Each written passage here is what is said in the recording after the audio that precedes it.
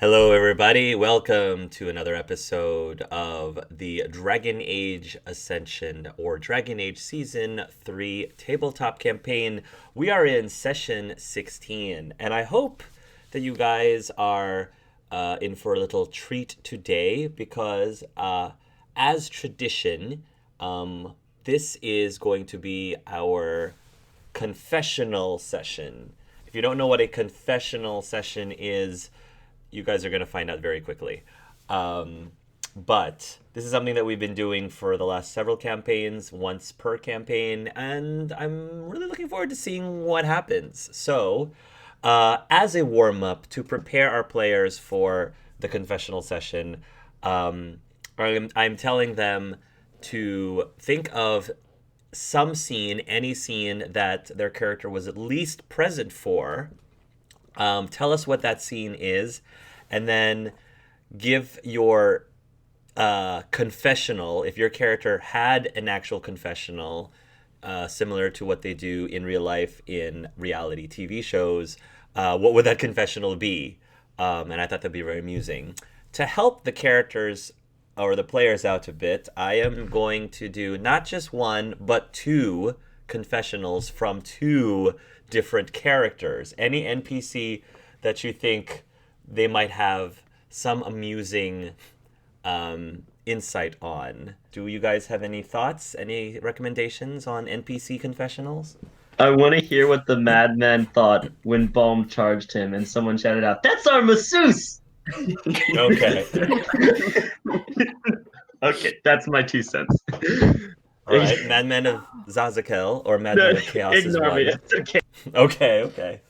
Logically, it should be like a party NPC to give Hark a little bit more time to think about that, and give a little bit more characterization of that character. And we would also understand because we know those characters. I'm going to vote Darren. I feel deep down that's going to be the best answer. Oh, yes. I'm going to vote Darren. from Darren. Yeah. Oh, yeah. He does have I'll vote for a Darren. music insight. Yeah. So Darren's locked in. And Garrison, maybe? Oh yeah, because he's dead, so we can't really. Go because he's dead. When he's Just like an empty room with like a spirit just talking. Yeah. He's probably like pounding on the spirit glass, like "Let me in." Yeah, I'd go with Sir Garrison because he's dead, but yeah. Maybe. That was just a thought that popped. Pyrus. Yes, Pyrus. Yes, he has. Oh, gosh, he has some Pyrus. good insight. He has. Darren He- Pyrus, the Deventer people. Darren Pyrus. I think they both have the most amusing insight for any conversation. Okay. Cool. All right. I will do one right now, and then I'll do one more after everybody else gives theirs, just to give people some time. And also gives me some time to think too. So let me start with, I think, the easier of the two at the moment, and I think I'll start with Darren. So we'll say this is happening like right after you go to the Deep Roads. And she's going to say, well, the boys are off again, out into the wilderness, and here I am, just hanging out, not being used, ever since I decided to tag along with them. But it's all right. It's quite all right. I must say, though, it was a very pleasant surprise to see Daniel again after so many years. I see that life as a Grey Warden hasn't really changed him that much, I don't think. He seems to be pretty much the same person that I've always known him to be, so that's a very good sign. But enough about Daniel. I feel like the biggest thing that are on people's mind right now is Darethim or Tyrion. So here's the thing. They both are very mysterious, and we know how much of a sucker I am about mysterious people. Like, I will be the first to admit that. Tyrion... The thing with Tyrion is, he can be so aggravatingly naive sometimes. I mean, really. Like, for someone who prides himself as a doctor, he can just be really stupid. But part of that is just very, I don't know, adorable and endearing at times. So that's one thing. Then you have Darethim, and of course, I know he's got that whole Darkspawn thing going on for him, and the fact that he pretty much went on a big giant genocidal conquest down in the deep roads, trying to kill off everybody and planning to kill off everybody who ended up helping him along the way, as well as, I believe, something about killing his best friend in the process and perhaps himself. So he's got issues too, and the man definitely has baggage, but at the same time we just seem to see eye to eye in a lot of things, and I think a lot of our conversations we definitely seem to be on the same wavelength. So, but I just can't seem to sort out which one of them I think I would be able to stand more for longer, I suppose, to put it nicely. Maybe I should just sit them both down.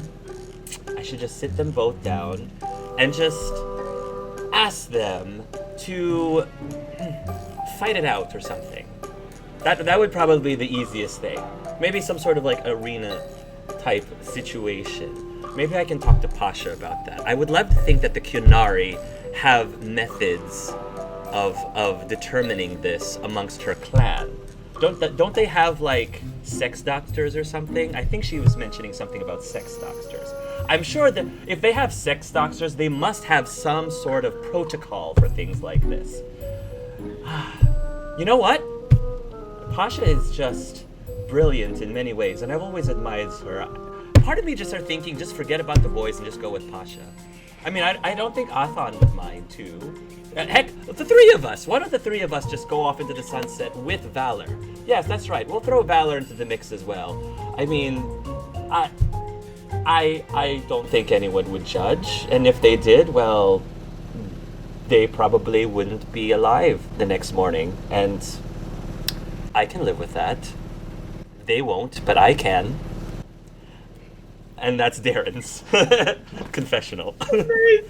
So happy I picked that one. That was. Darren, I will beat your ass. I'm in the ring. Come on. We're gonna go in the ring and we're gonna hash it out. Do you even lift, bro?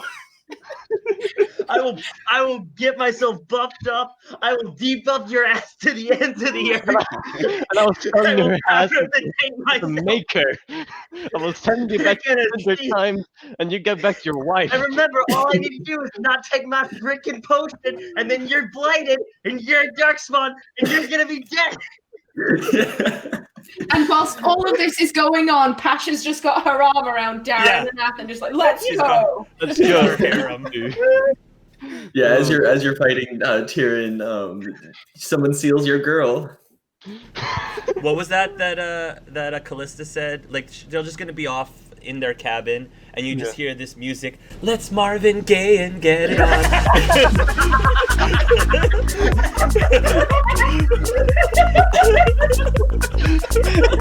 I mean, forget the Bachelor Dive reels. This is our new main quest. Yeah, New quest. this is a new quest. Garrison versus who wins, who loses. The next player's choice is just going to be a TMC campaign. TMC campaign. This is the scene where Pasha walked in on Skull giving Tumble. Nice. And So we're on the same thread. And her confession is, Tyrion, is it any wonder you're not licensed if you keep doing this with your patients? Really now, you're going to have to be a lot more professional if you ever want to be a licensed doctor, Tyrion, but you might do well in the queue.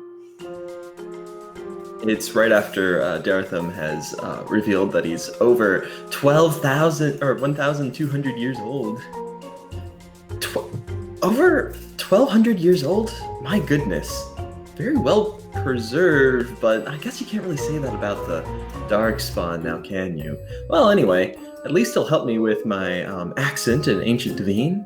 Ooh, I could figure out what makes him live for so long. Interesting. Yeah, I can add that to my thesis. Wait, is it wrong to experiment on your friends? This is gonna be at the White Spire for very obvious reasons. And I just see this as like I'm sitting on a bench after talking to Cedric. Wow, Leon and Rosie, I would have had no idea. I didn't think the boy had it in him. Like, really, when did that happen? I could have swore that boy was a virgin. But whatever. He's one of the Antivan crows walking by. Hey, did you catch that? Oh, cool, high five. We're going back to Navarra when he's following Daratham and Leon, where they were gonna test out the scroll case, to open the scroll case with blood magic. When he figured out that, oh shit, they're blood mage, that Leon's a blood mage. If my theory is correct, then this is gonna be bad for Leon. And also, what's he doing with Daratham? Why is he with him, the man with a hood on? Is it because he's a mage? Are they in love? I mean, that would be weird and crazy and all that, but still, it's problematic. I mean, one's in bandages, the other is a young boy who's just only knowledge is plants. Why is he trying to learn blood magic if that's the case? Why of all things is this? Like, from all my years of knowing him, how? Why? Was that where Tyrion was like, "No, get away from my man"? It was before I found that you were a blood mage. So this is right after Daratham revealed to Darren that he killed his family, and we had that whole talk, and I forget if that was when he was given the handkerchief, or if... No, I think that was earlier. Darren walks off after that, and Daratham just stands there, and then in his head... Wait. Fuck. Shit, what are you doing, idiot? You had to tell her that you were probably gonna die from Lyria. Like, why are you bringing this on any further? You know that you're probably gonna go insane. That's what all the Templars have been doing. You realize that if you just keep going on, they're just gonna be heartbroken, and it's just gonna be like Verani all over again, but they'll be worse because you're gonna be the one leaving her. And why are you doing this? Okay, like, yeah, she's hot, but I mean, also she's really like she can be understanding. She's pretty sexy when she gets, she gets all controlling and like, yeah. But also, like, she can understand other points of view, and she's independent, and she's going good for herself, but she shouldn't waste time with me. Like, Stop getting distracted! I give up. I will go ahead and do Pyrus's reaction. So this can be inserted really anytime within the last session, I believe. So this is what my life has come to. I have been snatched away from my pupil, plucked out of his very, very pretentious hands, and have found myself under lock and key by a washed-up lawbringer. I mean, seriously, this man, whoever heard or even thought up of the term lawyer? I mean, seriously, like, talk about horrible dad jokes, but does he really think that such a term is actually going to stick and be taken seriously? Well, don't quit your day job is what I think. And I am not only stuck down here under lock and key, but I am my guard person is still that wretched nemesis, Mr. Bunn. Every single time I feel like I can get the upper hand, this happens to me, and I get toppled down. But you know what? That's alright. I have been in worse scrapes before in the past. Don't really remember, but I'm sure I have. I've lived for so long, so I would assume that I have. And one of these days, that bunny is going to be out of my life. Every single delicate, furry part of him. Yes, Mr. Bun is going to be conquered. Every last delectable inch. Oh, but at any rate, I have to think of a plan. I have to think of a plan to get out of this. How am I supposed to get out of this? Think.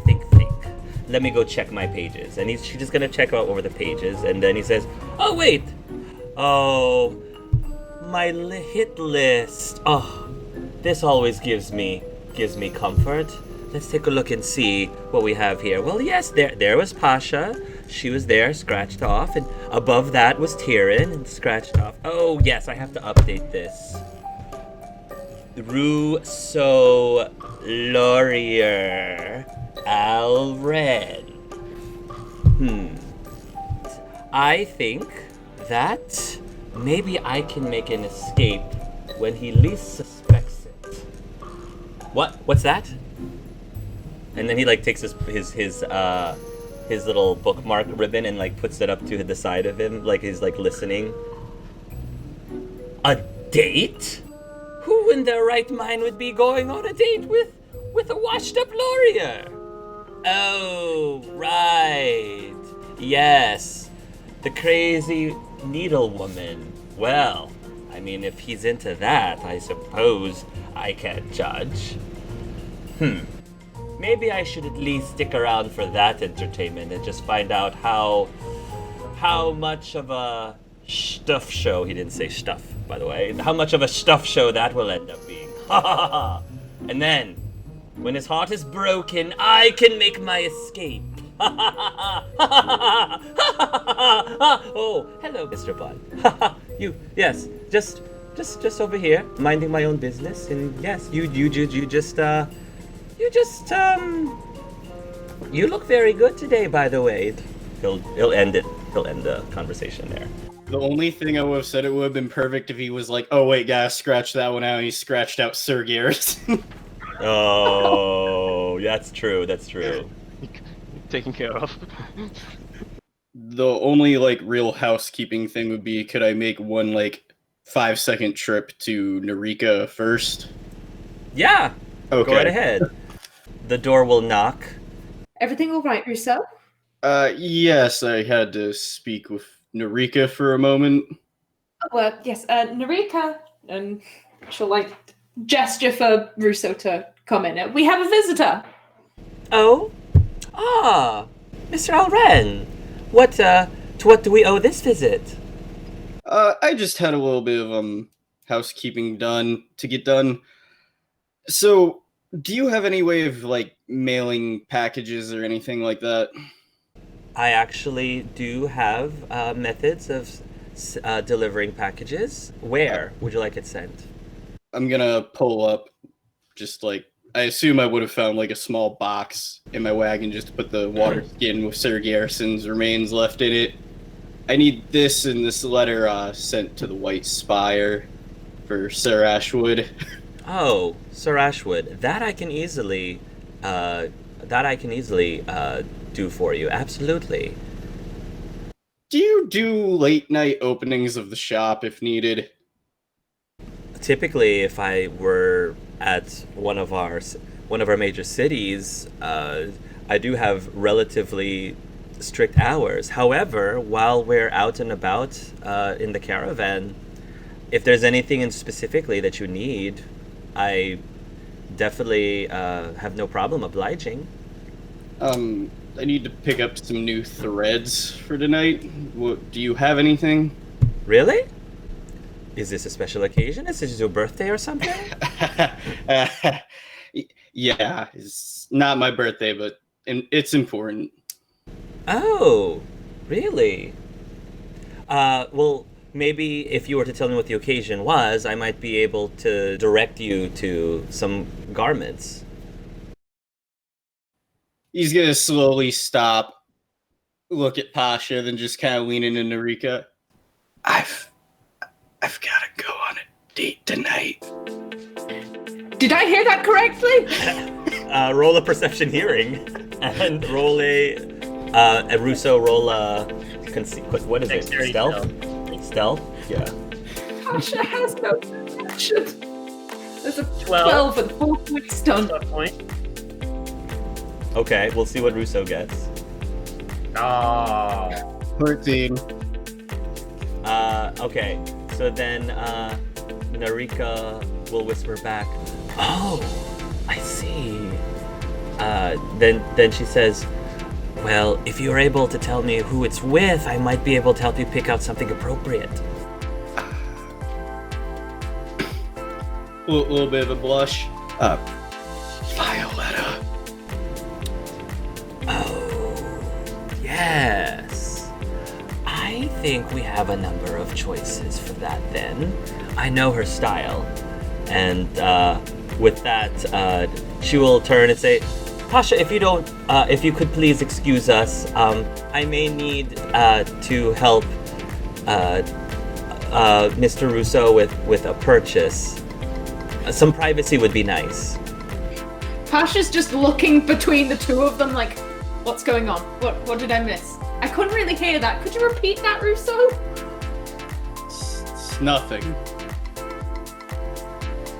Very Russo. obvious hiding of the blushing. I think that Narika will look towards Pasha's direction, and she's just gonna be like,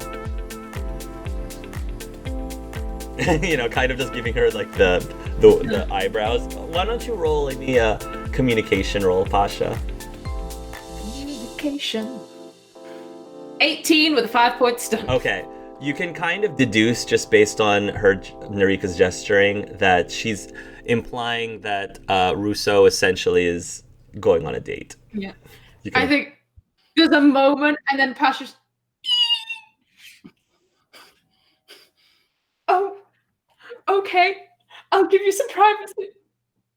Oh, I hope she's beautiful. and then she won't leave, but she's waiting outside. While Pasha's waiting outside, Daretham just starts walking and just sees her like full on next to the wall and goes, you okay, Pasha? Pasha's just there like, Russo's growing up. It's beautiful to watch. You just see one eyebrow just raise up like, He's got a date. He's got a lady friend. oh, good for him. Oh, the only question is who? Where would he find? Where would he find a lady? So let's see what we can do, Russo. And she's gonna go over to a closet, this wardrobe of sorts.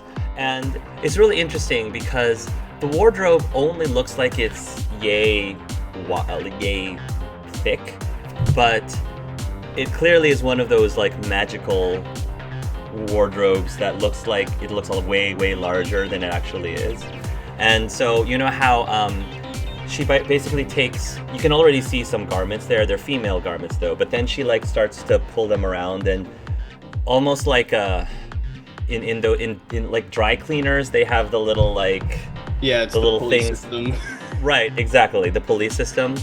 And then there's a lot of different styles from different lands, from different regions of the world.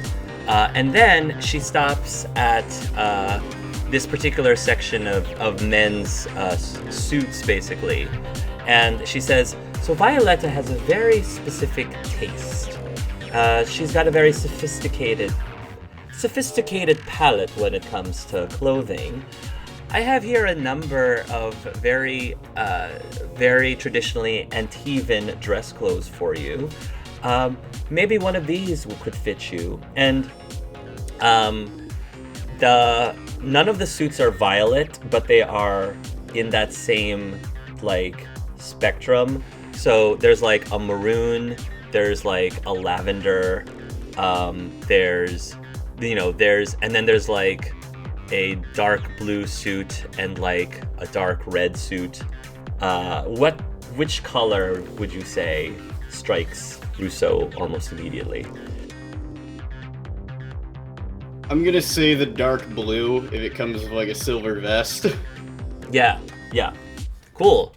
So, yeah, I mean, if you want to describe more details of the suit that you pick out, that's perfectly fine. I'd like to say it's like a like a darker seal blue, simply from the jacket, and then the pants are of the same color than the shoes.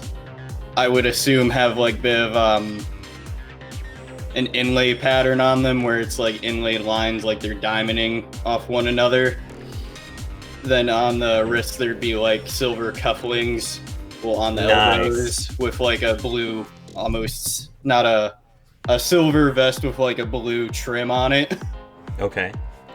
And a chain in the pocket as you do. Oh, beautiful. She'll hand it to you and she'll say, you can go ahead and get dressed, over there in that room. And I'm sure you can get dressed.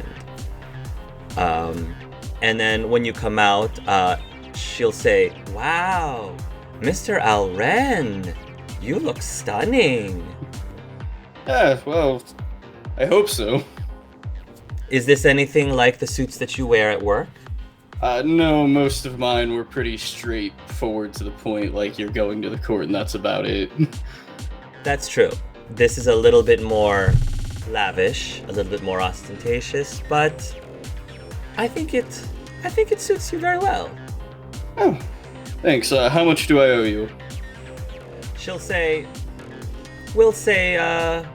if you want to rent it, for you can just give me 5 silver and call it a day. Say I wanted to keep it. For something as nice as this, these things typically go for, this would be 8 sovereigns, but for you, I'd let you have it for 5. For you. Okay, I'll fiddle around in my pocket and pull out 5 sovereigns, then I'm gonna add an extra 10 silver on it. Thank you. Oh, I appreciate the extra silver. Well, since you're throwing in a little bit bonus, why don't I throw this in as well? And she's going to give you a little container that basically has some wax in it, but like styling wax for your hair. And she says, maybe your hairstyle could have a little bit of an update as well. I'm sure Pasha might be able to help you with that. Do you have something so I can tie up the back? I don't want it to get caught up tonight. Of course. And she'll give you something for that as well. Cool. I'm gonna take the wax, set it down, and just kind of tie my hair up. Kind of in a ponytail, but it's got like distance to it, and then just leave my bangs on that side, very like Keanu Reeves from 47 Ronin, like. Mm-hmm. She'll ask, if you don't mind me asking, Mr. Alren, how did this come about, this date? I've been distancing myself for a while, mainly because of a bad experience. I felt like I really couldn't touch or feel much of anything for a while, and then I never really took the time. So when Violetta showed up, we ended up having more in common than I thought, and I figured, why not try? I see. Mr. Elren, do you know much about Violetta's past at all? I've heard what's publicly available, but not specifics. What you just said sort of reminded me of something that happened to her many years back. It's a long story, but long story short is she was inflicted upon with a curse herself. She was struck by a legendary arrow that left her apathetic to the world. And by apathetic, I mean, in simplest terms, it left her with the inability to love.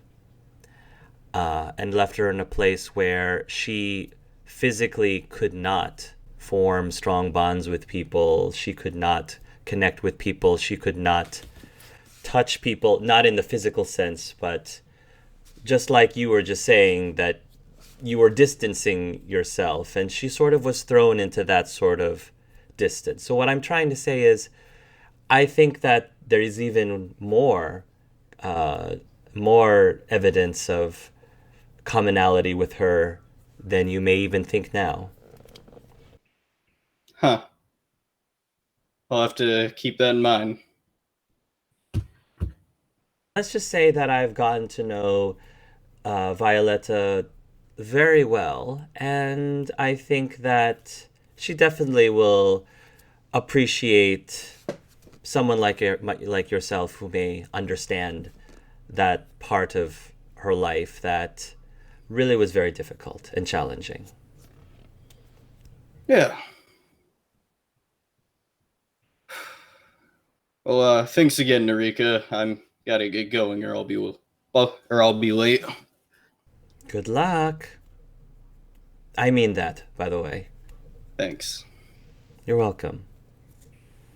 And Russo, you will leave. Pasha, you will see your boy, almost like he's going off to prom, coming down the staircase. What do you do? How do you react? Pasha, she just I think she's standing there like, and I don't know why I can imagine Narika's caravan having flower boxes. I don't know why, I just can, but if there is one, then what Pasha is going to try to do, if there is a white flower, she's going to pluck that off, and she's going to attempt to be putting that in Rousseau's look, like a boutonniere. And I think she's probably babbling like, and you have a wonderful time now, and you treat her nicely, whoever she is, this mystery lady. Oh, you're so grown up. I'm going to say that any of the other PCs who want to be involved with this may be passing by and seeing this as well. Yeah, Dartham actually was talking to Pasha while Rousseau was inside, and they were gossiping about who should they possibly be, and he's just watching this, just 5 feet away, just going. I'm gonna say that. Turn and give a very slanted look at Dartham. I'm outside in my caravan. I don't know if Leon's outside with me. Yeah. I imagine like a cup of like cocoa or something, just sipping it and looking at the commotion. Wait, is Russo in a suit? Is that a fashion suit? And based off of Pasha's body language, is this like a school dance? I mean, maybe. Does he even know how to dance? Oh man. I would hope so. Aren't lawyers supposed to like go to all those fancy black tie events or something? Yeah, I've heard some rumors like that on my travels, but that's rare. I didn't expect him to do it. I wonder who's the lucky lady. Is it Pasha? No, but she's still in our where? I mean, now this is a good investigation to do. Do you want to? But he's our friend, so we shouldn't pry into his personal matters. Let's not. Remember the last time we almost pissed him off? He still has my book. Yeah. And also, we have work to do. And actually, Darrington is there, and I have a very interesting question we should do. But anyway, let's continue our break. Look at him. Look at my boy. Oh, if he isn't the most handsome half Kunari, half elf, scaled one mashup, then I don't know who is. Oh. Fancy threads, Russo. You luring up for someone, or just out for a late night dinner? I really do not ask for a lot, but the one time where I indulge myself, I get ready to go on a date, would it be too much to ask to not have everyone ruin my day when I'm about to go to it? My heart is beating so fast, I want to cry. Oh, this has never happened to me before. There's no marriage under the Kuhn, so this sort of thing doesn't really happen. Oh. I mean, really, okay, Pasha, I kind of get it. She's doing what she's always done. But Dartham, really? As far as I'm concerned, Darren was kind of guilting you that you didn't do the same. How about you take notes? Well, whatever it is, better not get a stain on it. I feel rather emotional. Should I feel this emotional? Oh. Why is everyone getting into relationships? Just saying. Darren is also going to pass by, and she's going to say, "Wow, Rousseau, look at you, all dressed up. I'm assuming you're not going to a court case this evening," Darren asks.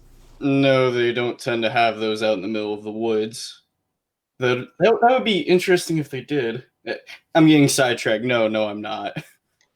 Well, if you're not all dressed up for a court case, then why are you dressed up then? I'll be behind Rousseau, just mouthing out as best clear as I can.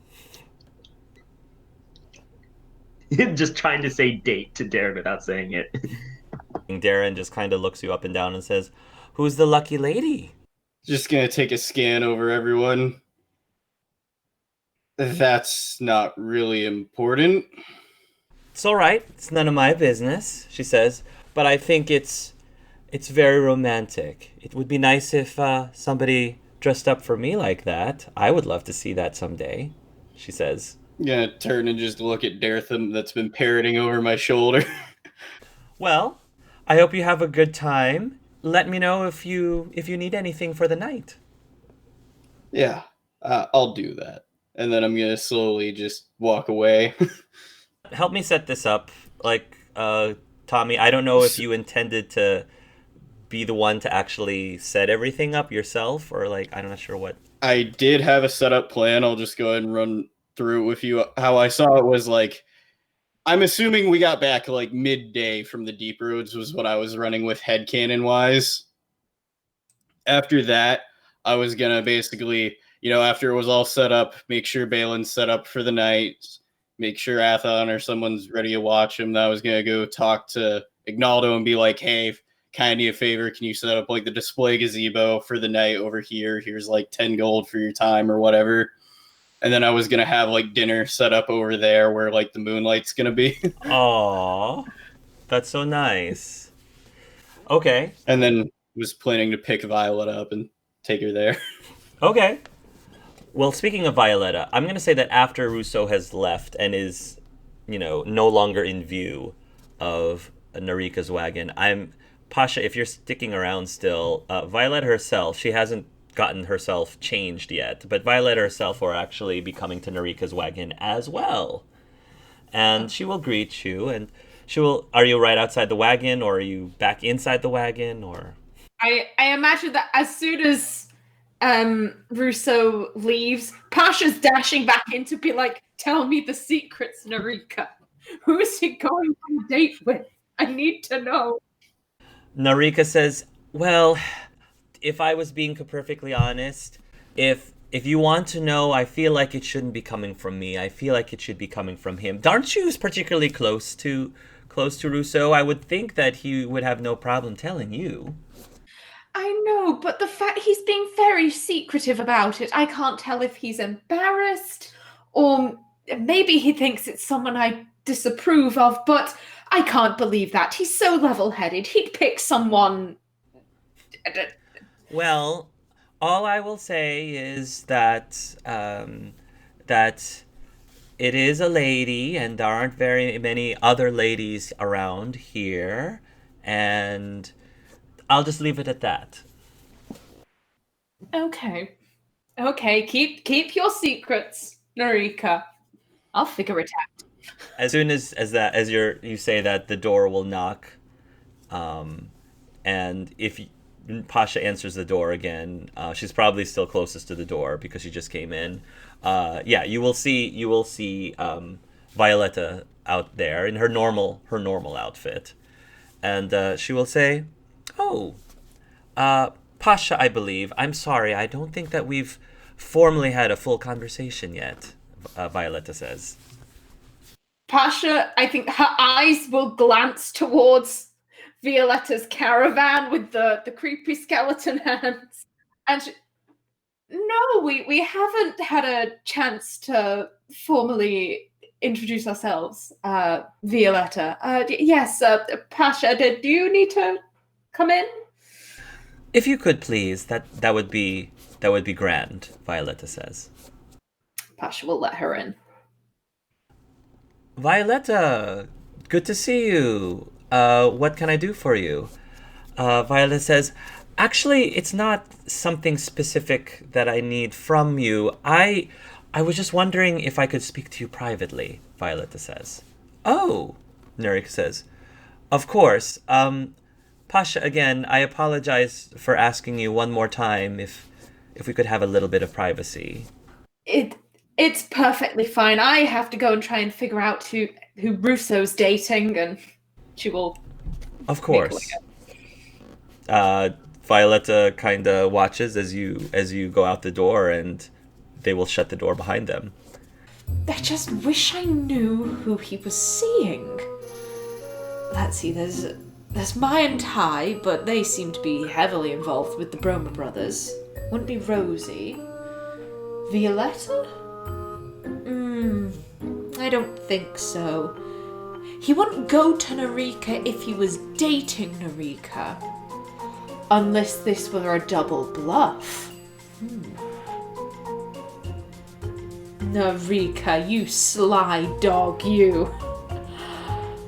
Oh gods, I don't need to give him the talk, do I? Setup is like, as we were like, me and Leon are like drinking, like, you know, taking a break, I go up to Daretham. Hey Daretham! Yes. Think you can help me, actually, and also possibly Leon, he doesn't know yet, with something? Sure. Well, what do you need? Since we've picked up those Darkspawn blood from the spider creatures before we went to the deep roads, I thought that maybe me, you, and Leon could research a little bit on them. See if we can maybe get something about, you know, their strange creaturistics and all, and figure out like what's been going on with them and all that. Right. I assume you want me for the hands protection and such. Well, you are the closest Darkspawn expert, so. Right. Well, I'll do what I can. All right. Well, let's go to our cabin. Leon, you cool with that? Yeah, no, definitely. I've got my tincture set up, so yeah. Alrighty. Okay, so we've probably like set up in the caravan, like we've got like our medical like research set up. We got all like our tools, necessary stuff, and I pull out the Darkspawn blood vial. And I'll definitely grab it, and I'll be the one handling it just in case it spills or anything, so that, you know, no one else gets the chance of being infected. And I'll probably be following whatever they're asking me to do. So yeah. Yeah, essentially what I'm as Tyrion is doing is like trying to figure like, all right, I'm trying to split the blood up, like see what materials are in there, you know, see what's sort of a composition what that blood is. Considering this is a new type of darkspawn, could we try to introduce human blood to it and see how it slowly overtakes? Or maybe see what the regular style is. Or at least, actually, I have lyrium in my blood, so... Yes, it will be different than this. We'd have to ask Balm, or if we have regular darkspawn blood. But didn't Theobin say that this was mixed with green lyrium?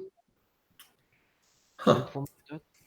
Do you mind if we try some of your blood, see if the white or the blue and the green mix in a...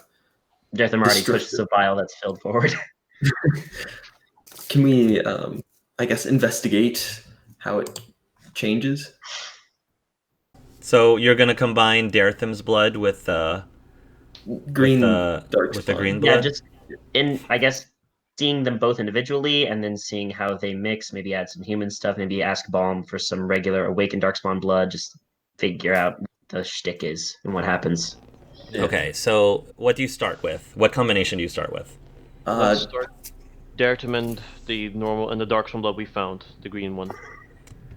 Okay, so you try to mix a sample of Daretham's blood with the regular blood, and the two start to mix together, forming this darkish green viscousy mixture, because Daretham's blood is like black and not quite tar-like, but it's definitely thicker than normal human blood. And then After some time passes by, you actually find that uh, the sparkling green essences in the blood like starts to disappear. Hmm. Interesting. Is it seemed that the blood is almost eradicating the green blood. Do you still have power over it? Because you do use some sort of taint magic that has to do with your blood. Do you still feel hold over it? Should that be a taint magic check, Hark? Sure. 19, 5 stun points. Well, I guess, does the mixing of the blood inherently destroy the green lyrium, destroy his blood, or just have a destructive effect on both sides? Okay, so you guys are looking through the microscope, and what you're seeing is it's not so much that the green lyrium is disappearing. It looks like it's canceling each other out. Green and blue is canceling. They're canceling each other's out. So the glow, it's still physically there, but the glow has dimmed considerably that you can't see it anymore. So there's no more blue or green glow for either. There's no more blue or green glow from either. However, after even more time passes by, you start seeing the green and blue appear again. They start to glow again, and you actually see the Daretham blood and the Darkspawn blood like repel each other like magnets.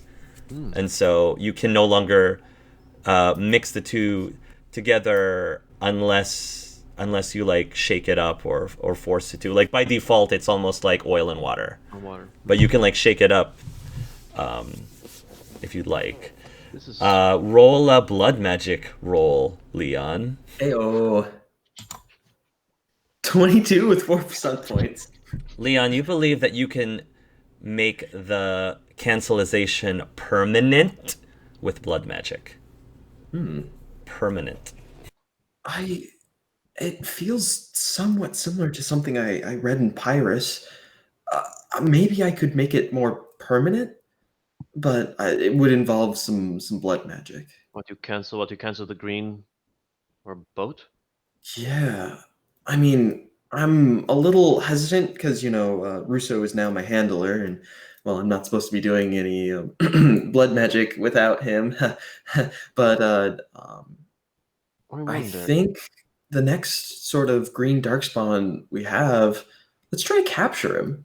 See if we can force like some drops of whatever this is, and then try to permanize it. We can try, but that's going to be difficult, especially since we're going to be traveling around on dragons, or at least us in dragon mode. So, what I do have a weird suggestion is, what if we mix this, and I pull out the necklace.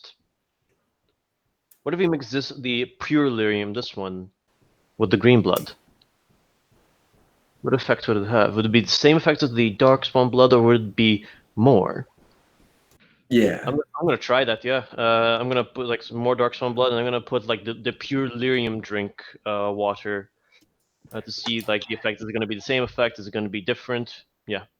Yeah. So you hand, because Daretham's handling all the blood, you hand the everything, and he's getting all together, and you hand the lyrium vial, and you see he goes, and then he grabs his hand and just. Remember, Derrickon, do not drink that. And he does, and he pretty quickly puts the vial in and gives it back. And it seems he controlled himself. But yeah.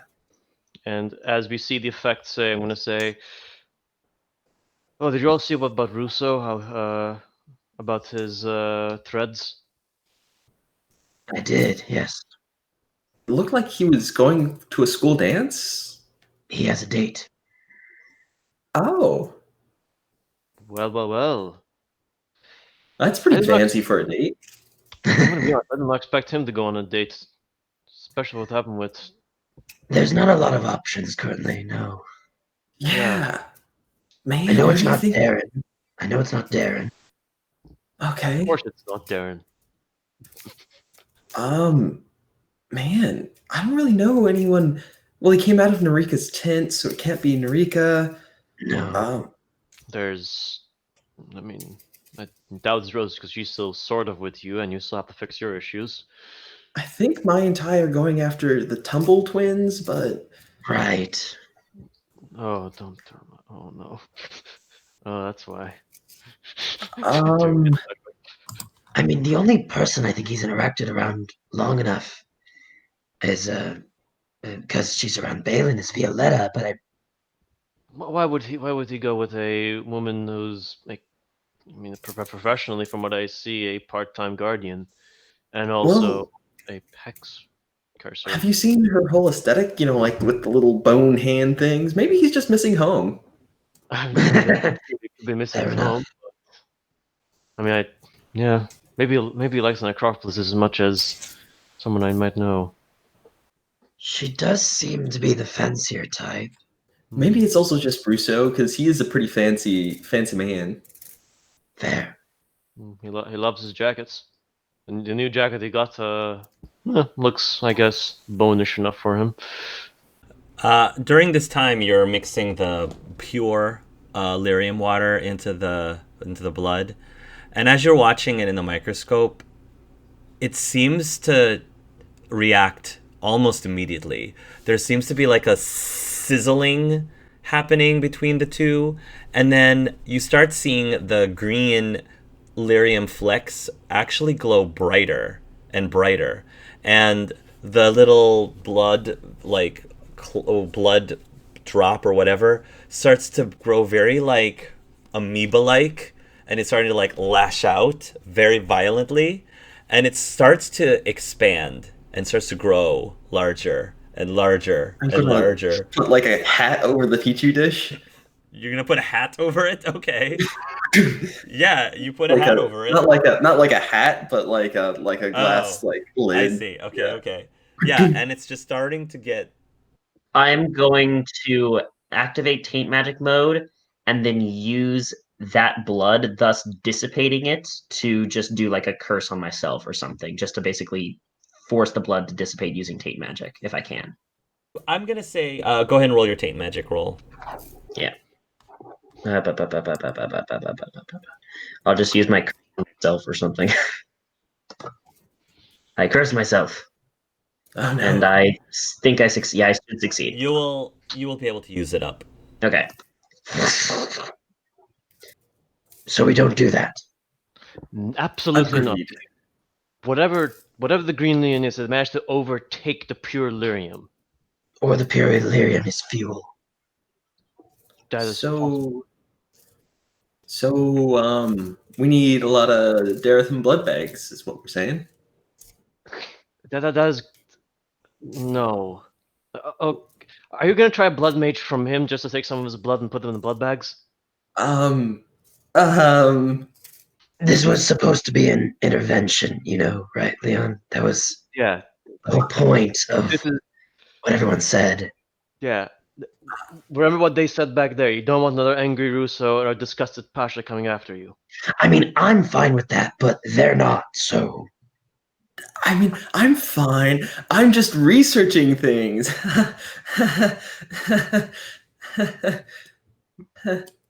Yes, mix the blood. Wait, what other blood could we get? Let's see, there's mine, and then we could... Oh, Pyrus has a good idea on blood, so let's see, what blood is the most valuable? What else does the Darkspawn blood mix in? And,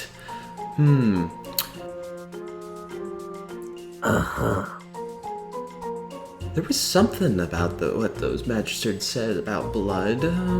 Maybe we could figure out what it means. Wait. I'm not supposed to be playing with blood. Yep, no, that's right, yeah.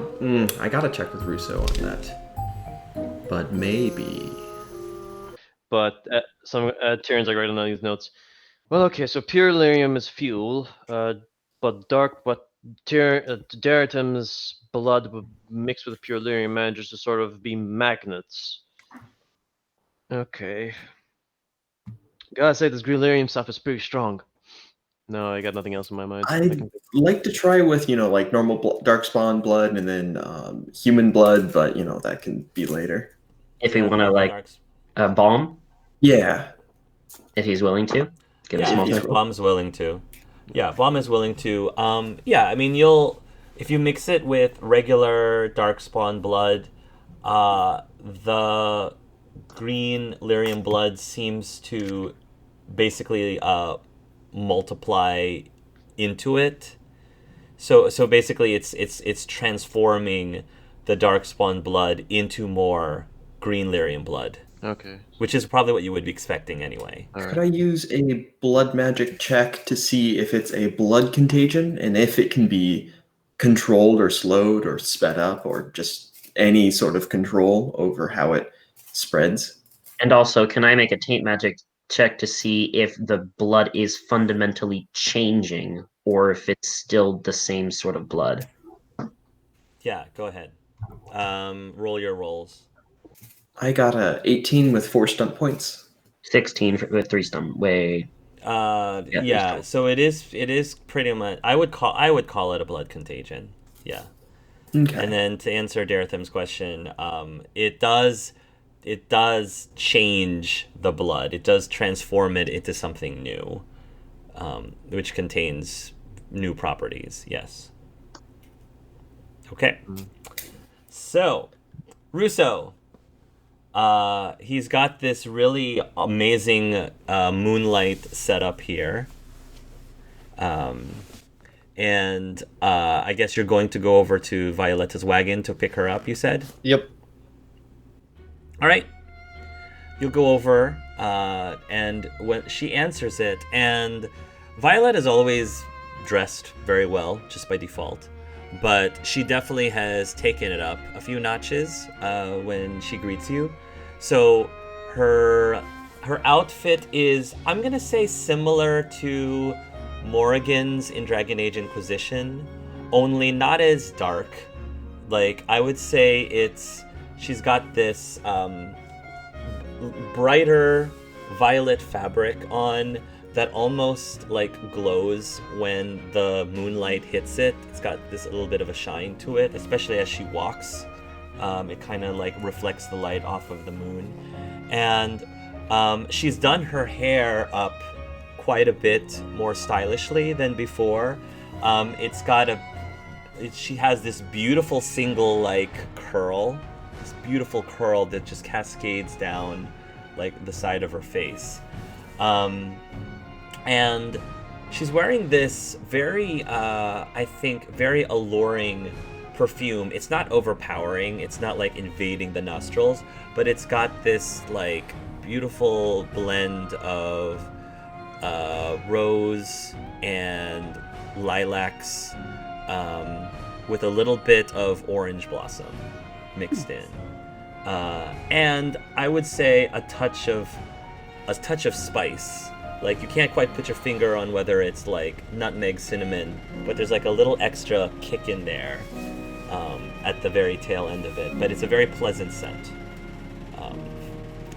And she will look at you and she will say, "My, Rousseau, you clean up very well. Don't you look very dashing this evening?" And you look unbelievably alluring.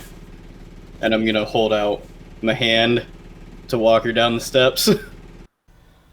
You know, I'll be quite honest, I really had no idea what to say in that moment. I was staggered, and then I just said alluring. Boy, what an idiot I am. But nothing, absolutely nothing could have described how beautiful she appeared to me in that moment.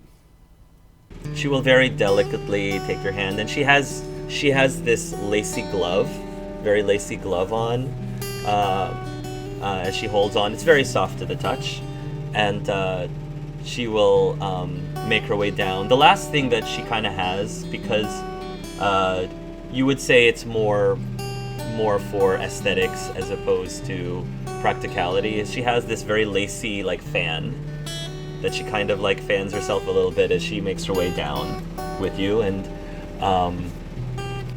she says, "Well, I wasn't really sure what you have planned, so lead the way." My pleasure. And then I'll slowly walk us up to the gazebo as it's in full moonbeam. perception check for Pasha. Sure, Pasha, or anyone else. If anyone else wants to make a perception check now, you may. Yeah, Pasha will see this. She's just twitching through the curtains as just... Aha!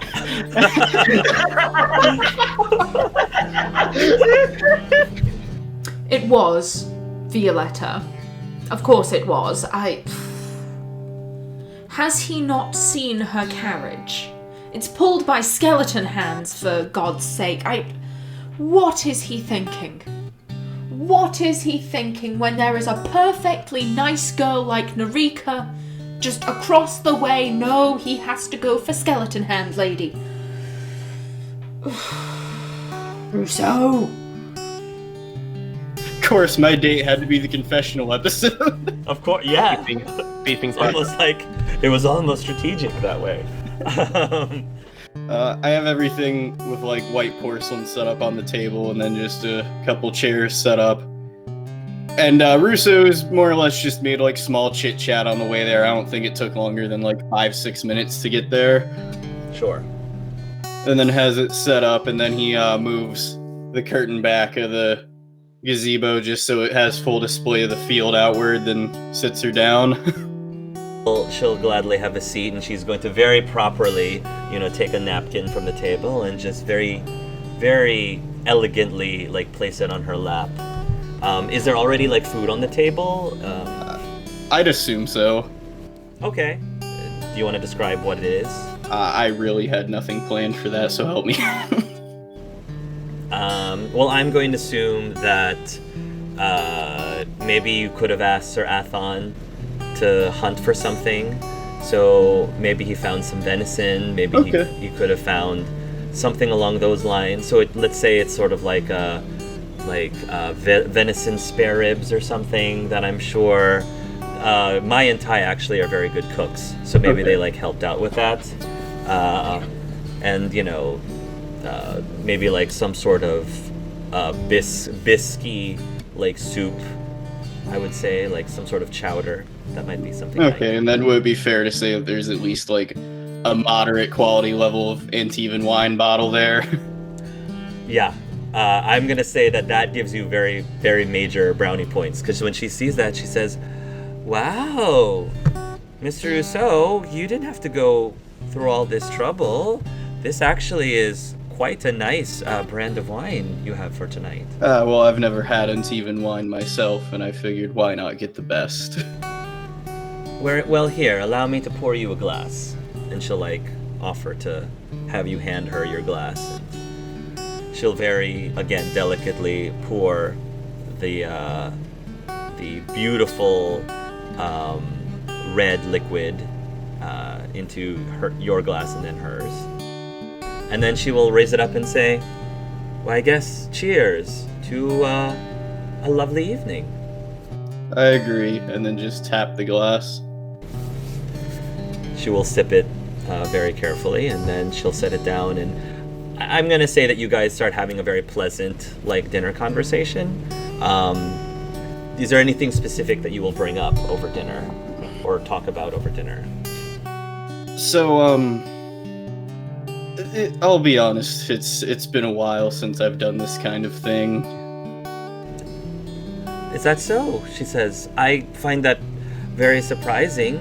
Is it because of your responsibilities both as a law speaker and as a father? Partly. I guess those were more or less kind of excuses, more than anything. I know this is an awful thing to bring up, but a long time ago, when Balin was only 2 or 3, I was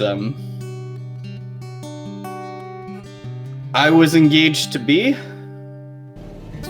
Really? What happened? She looks very invested in your story. Well, you know what I did before I was a father, to put it bluntly.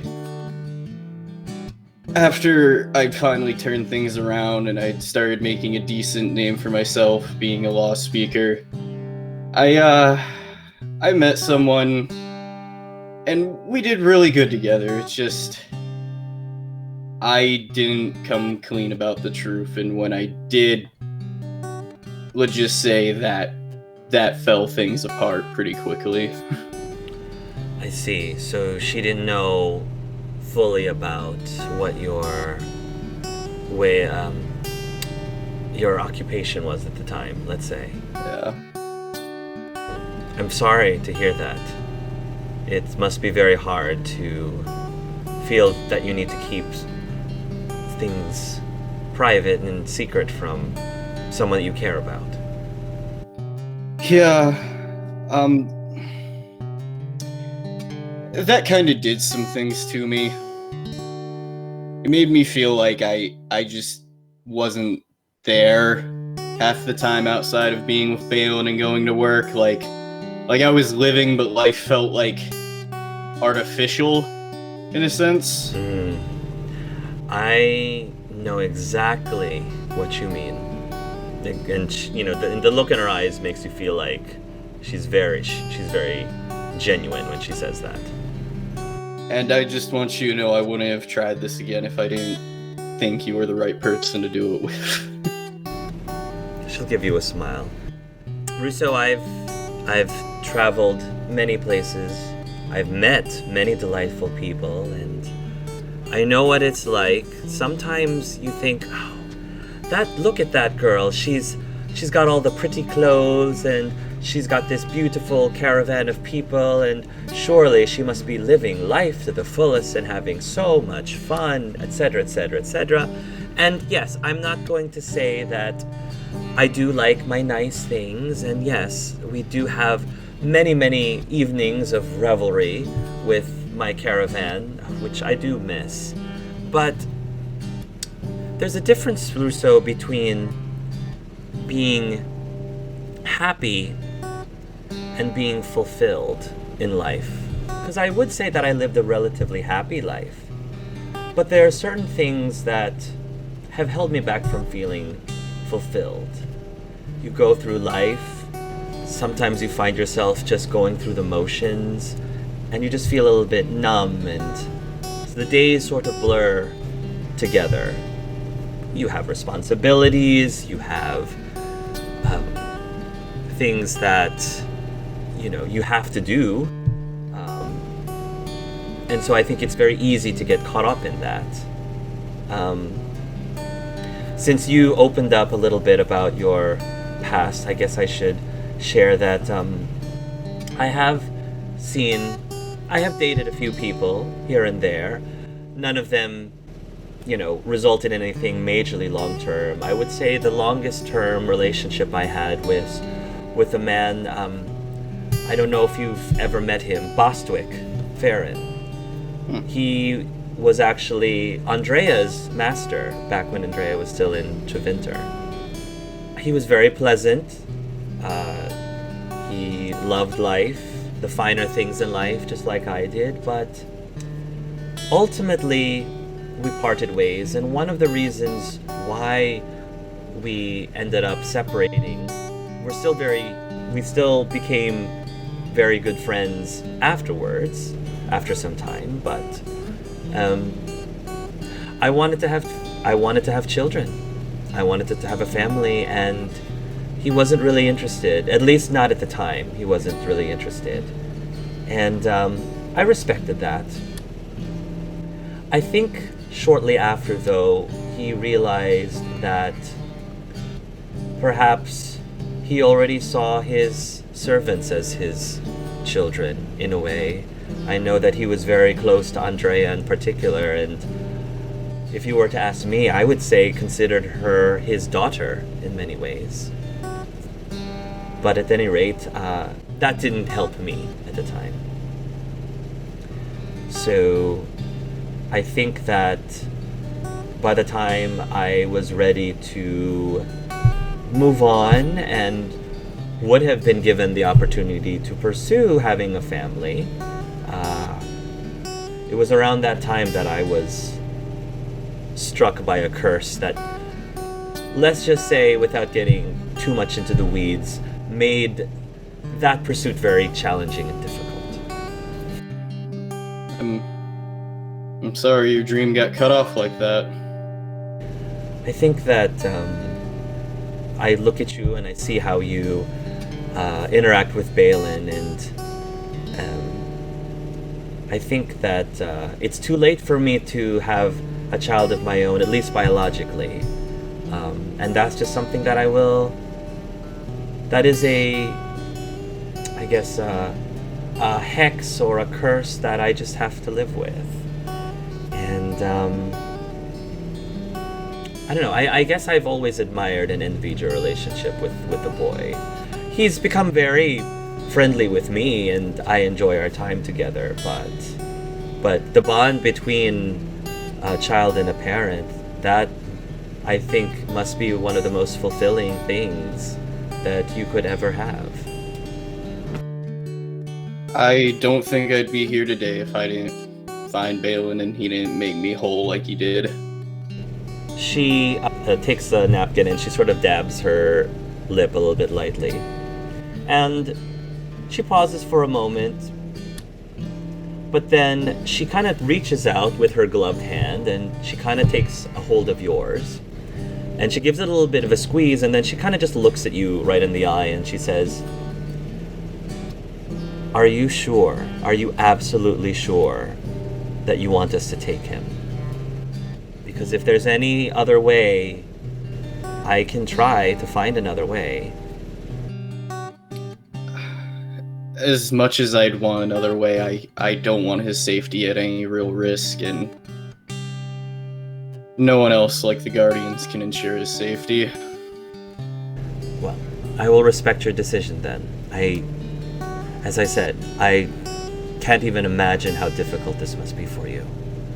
And I'm sure that Leon appreciates it a lot. Well, you better. I'm not going to make excuses for the boy. I have my own... I will be very honest, Rousseau, I have my own personal opinions about blood magic, but I don't want us to get into that right now. What I do, however, have a problem with is him not being 100% open to the group, but I 100% also understand why he wanted to keep that private. I, of course, am not a stranger to secrets myself, and sometimes people keep secrets to protect those they love. You, of all people, I think should know that. Yeah, I do. That's why I gave him the second chance.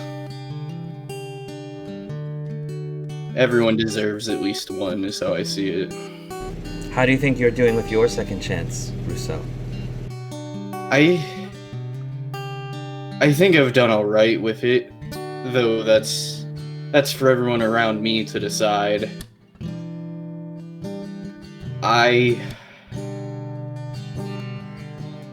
I'm open to ambition again, and that's been the first time I've felt that for a while. If that boy grows up fulfilled, I'll know I've done my job. Well, so far I think you have a lot to be proud of. Not only for your son, but for yourself. Thank you. So, just to change topic a little bit, did you have any plans for what you're gonna do after Balin takes over your job as Guardian? She chuckles for a little bit. That's a very good question. I hadn't given it much thought, honestly. Obviously, Balin's still too young for that to happen anytime immediately soon. But the responsibilities as a guardian, if they are released from me, that's true. I have a lot of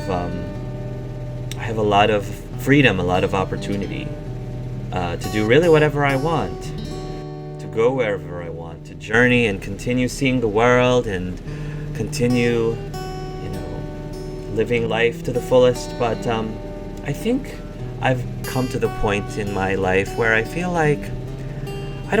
I need to slow down and stop feeling like I need to move around all the time.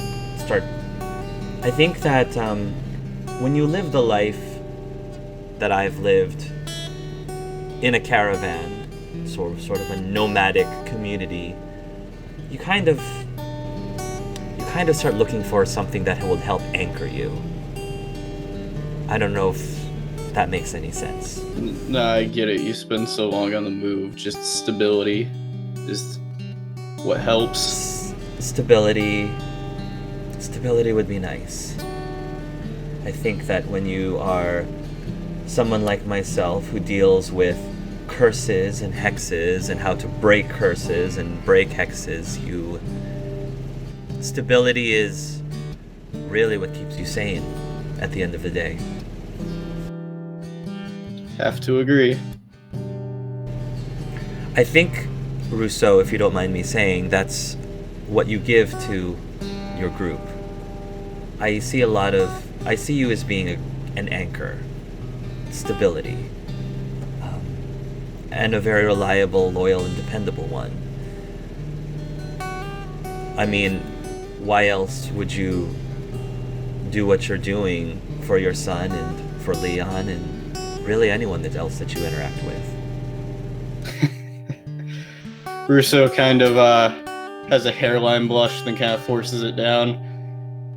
I really appreciate that, Violetta. I don't know if everyone else sees it that way, but that's who I've tried to be. I'm a very direct person, Rousseau. I speak my mind, and I don't sugarcoat things, believe it or not. I just say it the way I see it. I wish so many more people acted like that.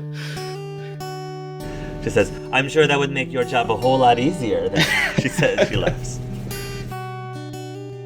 So, I've been thinking about what I'm gonna do after this whole escapade's over, provided I survive. And I've thought long and hard, and I never really made a choice for myself or did anything for myself till I became a law speaker. And I think at the end of the day, I'd really like to go back to that, but I don't want to be there alone. And if we do this, Violetta, provided everything works out, I'd like to settle with you and Balin in the Anderfells, a little bit outside of a town. Maybe adopt a couple more. It's now Violetta's turn to blush a little bit, and then she smiles and she gives her hand another squeeze, and then she takes her glass and says, I think that would be a very lovely proposal, Rousseau. I would not object to such a thing, she says with a smile. Well, I'd abstain that if you did.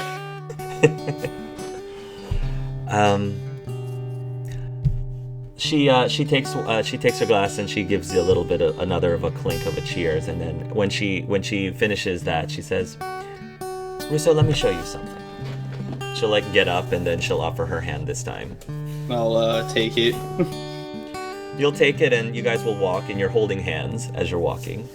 What is Pasha doing at this time? I'm just curious as they're walking along. Pasha, I think Pasha will ever so often, she'll move the curtains, look out, and then she just goes and she sits like.